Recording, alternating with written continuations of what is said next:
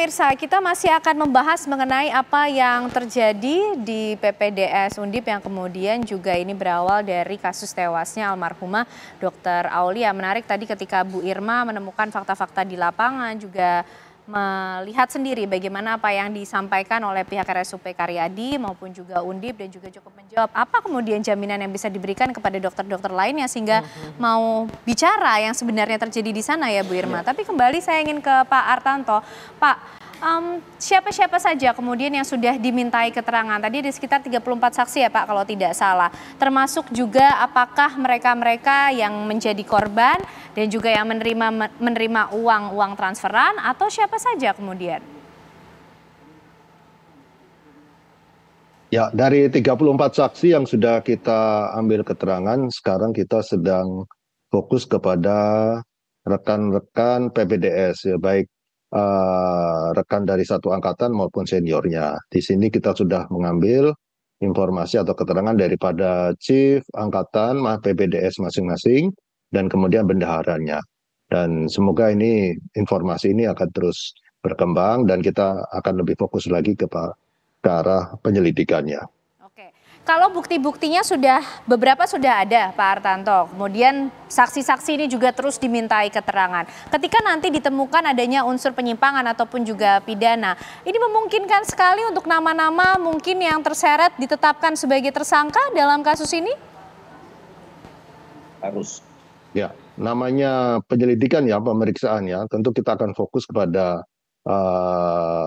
target atau orang yang akan kita menjadikan calon tersangka. Namun kita di sini akan menerima semua informasi yang dari luar, baik dari keterangan dari saksi maupun dari media, ini akan kita kumpulkan. Karena kita akan menyusun suatu cerita yang berkaitan dengan laporan yang diberikan oleh ibunda almarhum.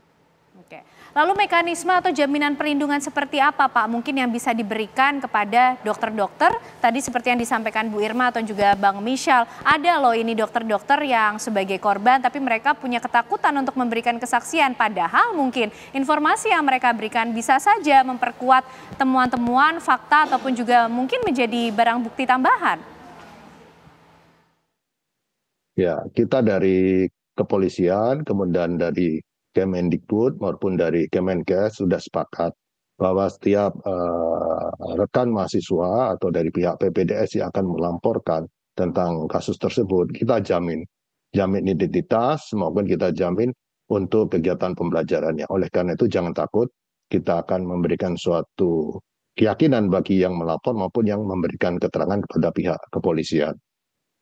Bang Michelle, ini bagaikan oase kah? Kemudian nampaknya Bu Irma juga tadi concern untuk bisa berkomunikasi secara terbuka sehingga informasi-informasi mungkin dari para korban ini bisa diterima. Tadi juga Pak Artanto menyampaikan akan ada jaminan kok perlindungan sehingga mereka mungkin yang sebagai korban ini tidak perlu takut ingin menyampaikan fakta-fakta di lapangan yang sebenarnya seperti apa.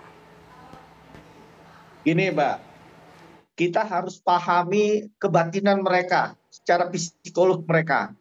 Penekanan ini luar biasa, Mbak. Korban itu, almarhumah itu dari tahun 2002, ada percakapan dia, pengaduan dia terhadap orang tuanya, penekanan-penekanan itu luar biasa. Hingga orang tuanya itu 2 kali lebih menghadap Kaprodi menceritakan, mengeluhkan. Sampai akhirnya almarhum harus jatuh masuk selokan, tidak sadar diri, jam 1 malam tidak ada yang nolong.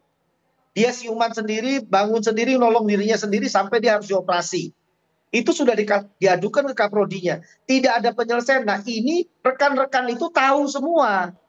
Kalau cuma jaminan itu lisan, jaminan itu cuma kayak begini-begini aja, mereka nggak akan terbuka. Mereka sudah bilang kok, saya mau Pak, tapi karir saya jangan sampai hancur. Tolong pindahkan saya dari sini.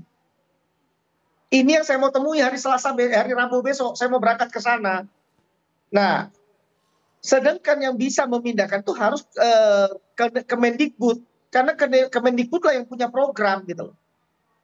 Saya bicara sama Pak Menkes, saya bilang Pak Menkes bicaralah sama Pak Menteri Kemendikbud Pak.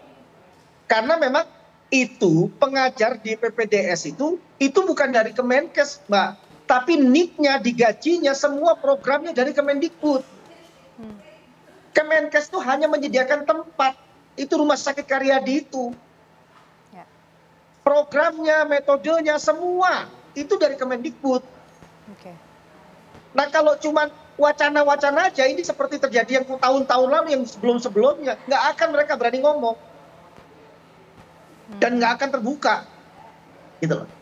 Oke. Soal Undip, saya apresiasi juga seperti yang Bu Irma ngomong. Waktu Undip mengaku, saya sore malamnya langsung bicara sama Metro TV, saya apresiasi. Walaupun terlambat.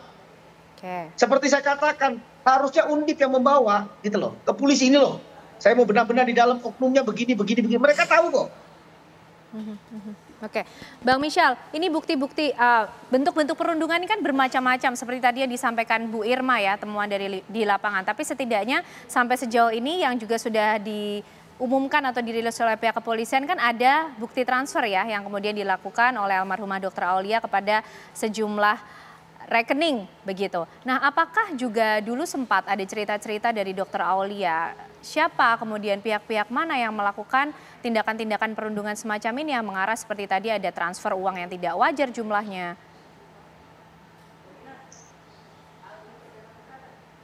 Ada semua itu Mbak, datanya ada semua. Tapi saya tidak bisa ngomong di sini karena itu sedang dipakai oleh polisi untuk bekerja. Oke. Saya kan nggak bisa ngungkap ini di nanti biar polisi yang mengungkap siapa yang akan jadi tersangka. Oke, baik Bang Michel. Bu Irma, bagaimana kemudian DPR mengambil peran, menempatkan posisinya sebagai pengawas dan juga mengawal terus. Ini pihak-pihak ada Kemenkes di sini, ada Kemendikbud di sini, dari Undip kemudian Karyadi untuk bisa betul-betul memberikan jaminan. Dan kita harapkan tidak hanya lip service saja, tapi betul-betul bisa diterapkan sehingga kasus ini selesai dan tidak lagi kita akan lihat, Bu, adanya kasus yang sama. Saya mengapresiasi Pak Menkes ya pertama ya, tapi saya terus terang ini Nadiem Makarim ini nggak punya nggak punya kepedulian menurut saya. Kasus ini juga menyangkut pendidikan ya, harusnya beliau itu berkoordinasi dong dengan Menkes soal ini. Jangan diem aja, urusan ojol aja nggak beres, apalagi urusan ini mau diberesin. Baik. Ya nggak bener juga tuh Nadiem tuh, mesti beresin tuh dia, koordinasi dia sama Pak Menkes itu. Ya jadi Undip juga jangan kemudian malah jadi korban. Undip ini sekarang jadi martir loh. Dia menjadi martir untuk membuka semuanya akhirnya kan. Makanya saya tadi bilang saya apresiasi karena dia jadi martir. Karena fakultas kedokteran maupun rumah sakit yang merundung dan membullying ini bukan cuma Undip. Hampir semua fakultas kedokteran maupun rumah sakit tempat di PPDS. Universitas yang lain berarti ya, Bu, semuanya juga melakukan perundungan dan bullying. Dan itulah yang mau dibereskan oleh Pak Menkes. Nah, maka kemudian dengan kasus ini Pak Menkes membuat aturan berkoordinasi dengan semua semua rumah sakit. Tetapi untuk untuk pendidikan harusnya kan Nadiem tuh, harusnya menteri pendidikan tuh yang melakukan. Ya bikin dong task force ya. Bikin dong regulasi di Universitas Kedokteran, di Fakultas Kedokteran semuanya, bahwa siapapun yang merundung akan diberikan punishment. Itu kan tugasnya Menteri Pendidikan. Sejauh tapi dalam ini, hal ini dalam kasus Menteri ini, Pendidikan nggak ada ngomong sama sekali. Dan ini menurut saya ini. Lalu bagaimana upaya DPR untuk bisa terus mendorong ini? Karena tadi kan goalsnya adalah ini harus selesai ya Bu ya, harus tuntas. Kita kawal karena Menteri Kesehatan itu adalah mitra Komisi 9, pastinya kita kawal. Komisi 9 sangat support dengan masalah ini kok. Ya, sangat support. Oke, untuk Komisi 10 mungkin yang mewadahi atau kemudian di bidang harusnya pendidikan juga ikut bersuara gitu ya. Mereka harus menyampaikan pada mitra kerjanya. Ini loh kondisi yang sebenarnya terjadi di Fakultas Kedokteran, maka pemerintahnya harus turun, kemudian buat regulasi agar ke depan nggak terjadi seperti ini lagi. Yang sekarang menjadi korban adalah dekan Undip nih, yang kemudian dicopot sementara, ya kan? Padahal saya tahu persis, mungkin dia juga nggak tahu menau nih, gitu ya. Dia nggak melihat secara langsung pembulian itu loh maksudnya. Meskipun pada awalnya kemudian kita sempat melihat pihak Undip ini sempat menyanggah, begitu Bu. Itulah yang saya bilang, ya. Ini orang-orang takut, gitu loh. Orang-orang takut gitu, orang-orang yang nggak berani ngomong. Bahkan kemarin ketika mereka selesai ngomong aja mereka dimarahin kok, saya tahu persis. Bahkan sampai tingkat pimpinannya sendiri begitu. Itu dia, harusnya mereka itu sadar gitu ya.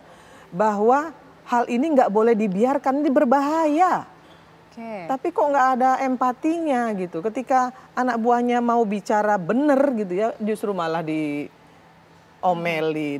Ya, mau disuruh anak buahnya minta maaf malah diomelin gitu kan. Kenapa kamu minta maaf? Nggak begitu narasinya, nggak begini narasinya, kan nggak boleh juga begitu. Oke. Yang pasti kita sepakat ya Bu ya, bahwa kita akan terus mengawal kasus ini sampai tuntas, sampai selesai. Harapannya juga tidak akan Tapi begini, saya bicara sama Menkes, saya bicara sama Menkes, orang-orang dokter maupun dekan yang sudah bicara benar ini harus dilindungi juga. Jangan sampai kemudian mereka juga jadi korban. Itu yang penting, karena ini juga akan berkontribusi dalam proses pengungkapan pengungkapan dan juga penyelesaian dari kasus perundungan yang kemudian ditemukan. Setidaknya ini dari kasus tewasnya almarhumah Dr. Aulia. Terima kasih Bu Irma, terima kasih Pak Artanto dan juga Bang Michelle malam hari ini sudah bergabung bersama kami di Apa Kabar Indonesia Malam. Tentu upaya penyelesaian dan pengungkapan terbaik kita akan terus kawal sampai tuntas.